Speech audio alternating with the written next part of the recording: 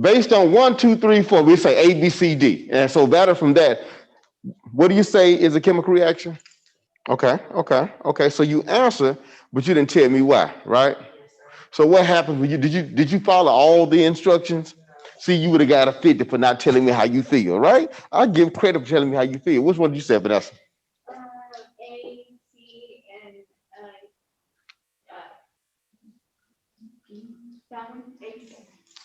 Oh, okay. So now that you look at it, Valerie, why? A. Why do you say you said A is the chemical reaction? Why do you say that? In this lesson, we will explore how during a chemical reaction, the mass of the reactions and the products must be equal. I want you to come to the table and I want you to do some exploring for about 10 minutes. All right.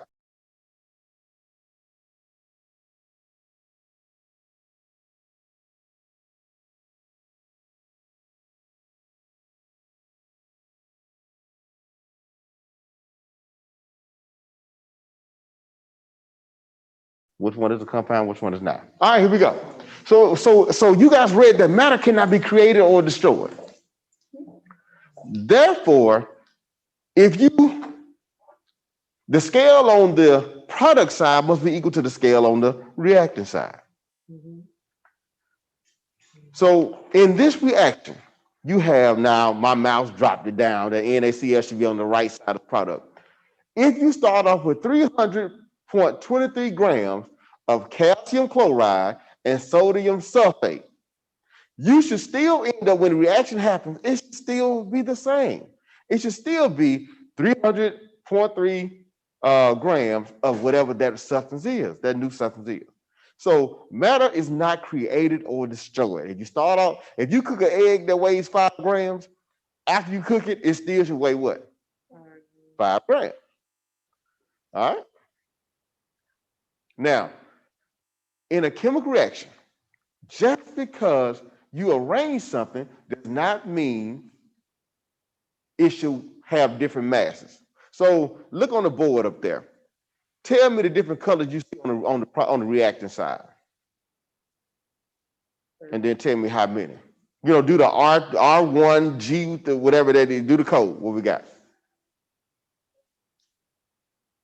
on the I'll start off on the reactant side. On the reactant side, yeah. How many blues? How many of the code? B what?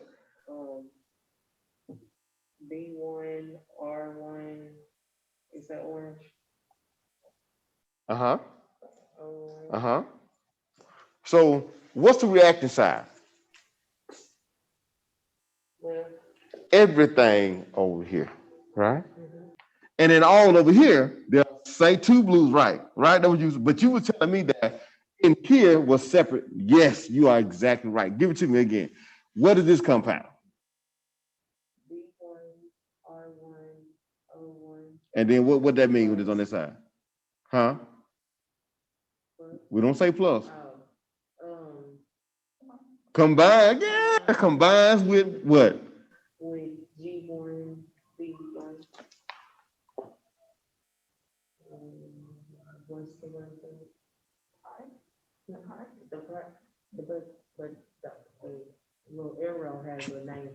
Try to make, produce, like that. All right. All right. So what it says?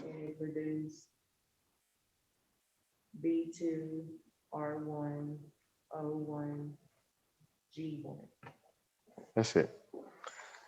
The whole point. Now we just did something from last class and for this class that the amount that you start with in the beginning will be the amount you end with. All right. So I think so. I think so.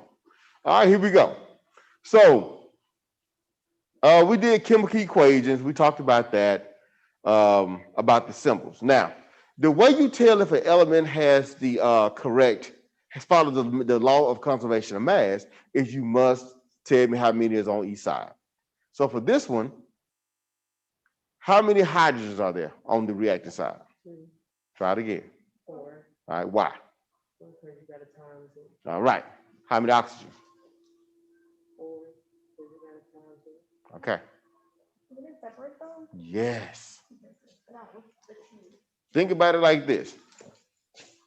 If, come on, you coming up, down, like I'm hungry and somewhere. There we go. All right, so right here.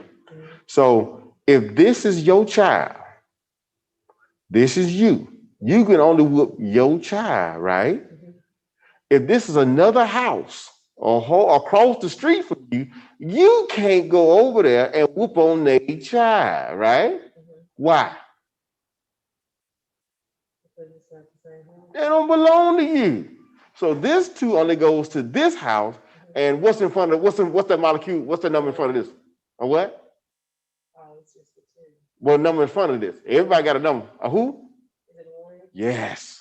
That's what his dad is a one. All right. That's 4 and that's 2. All right. And then on this side, what do you have? Now you have 4 and 2. All right. But it still balances out. Yes. So this does follow the law of conservation of mass. Anytime this does not balance out, it does not follow. All right. So Vanessa, your turn. What do we have on the reactive side? 1 chlorine, and then 4 H's, and 2 oxygen. All right. What about the other side? Then we'll have 1 chlorine, 2 oxygens, and then we'll have 2 H's, 1 oxygen. So all right. All right. So anytime you got these on the same side, you put them together. If that's 2 right there and 1 right there, they're on the same side. So I'm just saying, when you're comparing the numbers, you put them together, right? All right. So is this balanced? It's not. That oxygen threw it off. So like I said, when you're doing this, you are trying to find out if everything put together, if the C's, H's, and all the O's on that side go together. If you got one that's off, that's not the law of conservation of mass. All right. Now, back to the group work that you guys are working on and killing. All right. Did y'all see anything different? So the way you show your work on this, you have to write your elements out like I did over here and list out how many. That's 2 exercises in one. You're practicing on making sure you know the elements, and then you're accounting. That way, if something's wrong, I can show you exactly what's going on. So go back and put that in.